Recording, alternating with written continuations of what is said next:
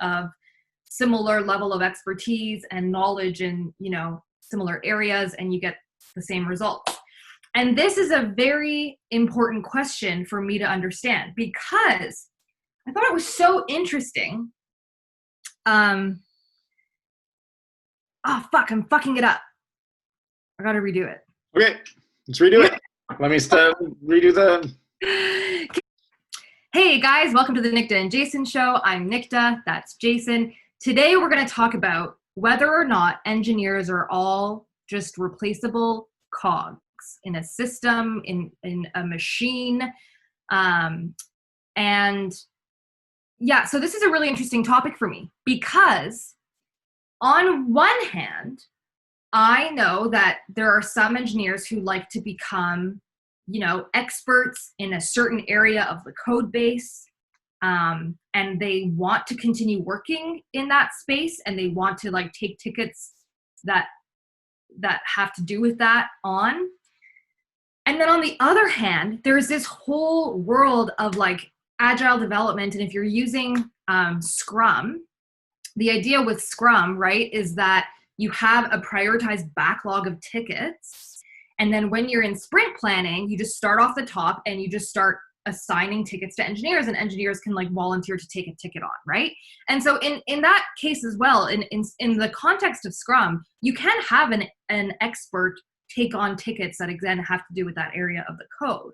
But in general, what Scrum does is it sees it more as a common pool of engineers, right? That anyone should be able to take these tickets on. It's not like if there's a ticket that's 20 down in the backlog and it has to do with this area that you're an expert on, Jason, it's not like we skip all these other tickets and give you that thing that you want to work on, right? We go in order of priority. And so it's interesting because I've heard of engineers who really don't like that, because they're like, okay, well, I never end up actually becoming an expert in the code base, and I'm constantly just being flipped to working on these random disparate tasks. And so I guess what I'm trying to argue is that in the context of Scrum, engineers are, to some degree, it seems to me, viewed as replaceable cogs, right? You work your way down the priority list, and whoever's available to take it on and still has availability for the 2-week sprint just takes on that work, whether they're an expert in that area or not. So what do you think about this, Jason? What's the right answer? So I'd say in this context, the answer is no, we're not replaceable cogs. And if you do that, you are, wrecking your efficiency. You're not going to be able to ship efficiently if you have all kinds of different people writing all kinds of different parts of the code. The converse is when you have always the same person writing always the same parts of the code, then that raises their bus factor. Yeah. Which, if you haven't heard about bus factor, it's how if you have a high bus factor, that means if you get hit by a bus and you can't code anymore, you're going to have a huge impact on the team. And so you don't want to have a high bus factor on any one particular person. But at the same time, we're not all kind of replaceable, and there's expertise in various, again, context matters. What are these bugs? If it's just straight up boring UI bugs, then everyone should be able to fix them on the team. Let's say you're writing an app and then it's a bunch of UI bugs, and then all the app developers on the team should be able to fix those UI bugs. But when you're getting into domain things where it really matters what your app actually does and what your app what kind of things your app is about, knowing about that matters as well. And so ideally you want everyone up to speed on what it is your app does. Well, right. I mean, real, and for real, not just in the code. And if you don't have that, because if your product gets large enough where you have a lot of these domains and not enough engineers, the engineers are going to end up and you treated them like that. So you just send them off to every domain every time. Doesn't no order to it. Yeah, they're going to feel kind of like, like they're not, like they're constantly having to familiarize themselves with the terrain before they can even fix a bug. So like you get a guy who's knows this code in and out, and they see a bug. Oh yeah, I know where to fix that. Where if you give them someone who's never seen the code before, they have to spend all the time to really think about where could this bug be. And so, you need both techniques when you're an engineer, but you need, you don't want to always constantly apply the stranger land. I'm a stranger in a strange land tools, because then you're never going to feel like you own anything, I think. Okay. So, okay. I guess this becomes a much bigger problem with a much bigger and older code base, right? Like if you have 10 engineers who work at a startup and it's just the 10 of them, perhaps it is possible a little bit more to be. And when I'm using the word replaceable cogs, I don't mean like, it doesn't even matter and like that Right. you don't have your own areas of expertise, but I mean that it's the consequences of sending someone to go fix something on the other end of the code base are perhaps not as large as sending someone who works in a very large older code base off to Mars in this strange land to go fix something or to build Right. something there. Yeah. I think this becomes more of an issue the bigger the team. I don't know about the code base necessarily, but or like the age of the code base. Like the code base is big and new, like you're gonna have the same problems as if it's big and old. The more, I guess big and old though is a problem because you might not even be able to find the person who wrote the lines of code. right. Yeah, but that's fine. You should so say that person did literally get hit by a bus, and then another 2 developers came in. Those 2 developers, given enough time, whatever that is, within a couple months, should know all what the code does.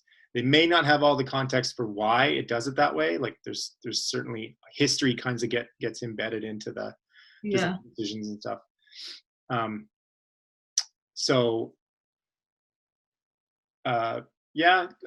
don't know. I can see like how this could be an issue.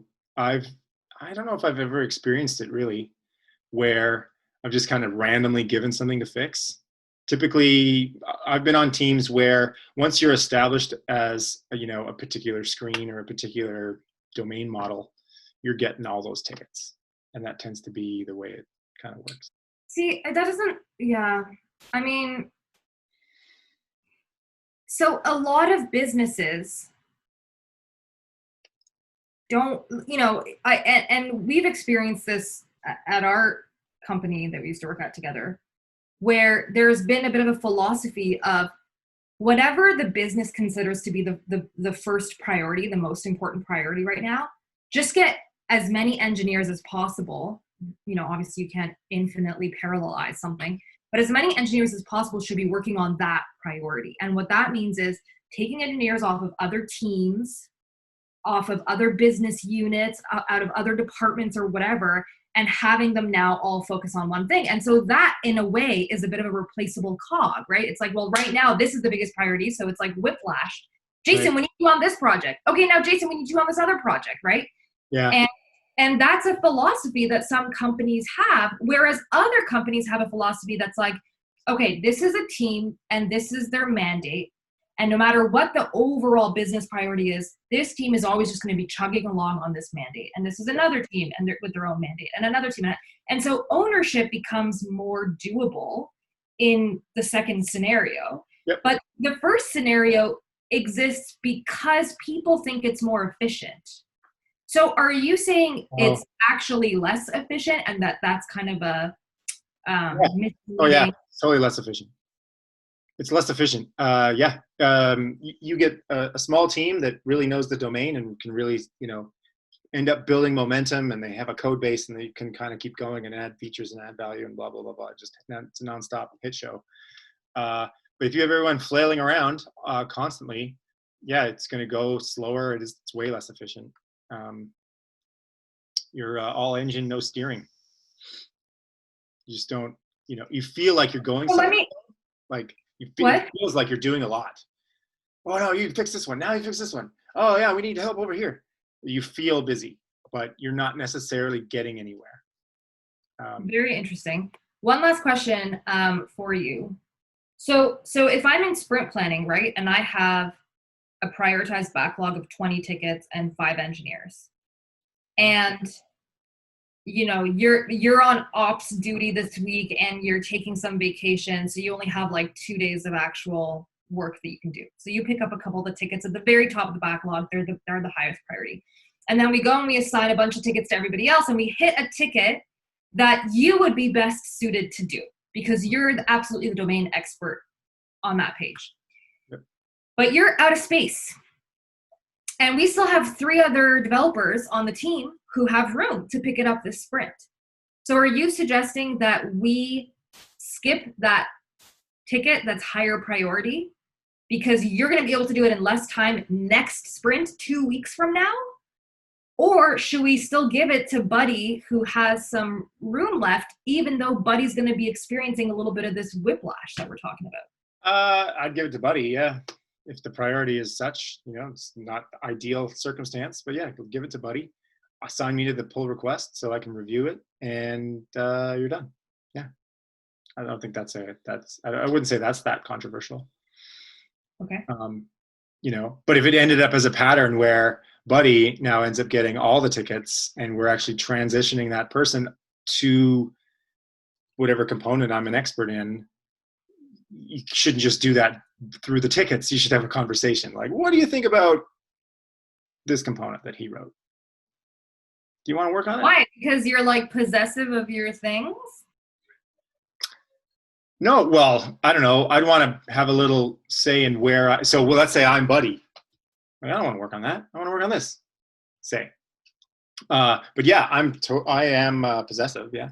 I'm territorial. Of course. Of course you are, Jason. That's well, a good. Like you want some pride in your work, and so you're going to solve a particular problem, and it doesn't quite work. I'd want the opportunity to make it work, and so. Yeah, that's fair enough. There is a certain kind of ownership there, I think. Yeah. Okay. Very, very interesting. Guys, we want to hear from you. Hit that subscribe button. Tell us in the comments how it feels. This is developers in particular. Call out to all developers watching the show. Tell us how you have experienced, being assigned disparate parts of the code base, and whether that was a good thing because it helped you level up in areas that you weren't exposed to before, or whether it was a bad thing because you were floundering. We want to hear your experiences. See you next time. Bye.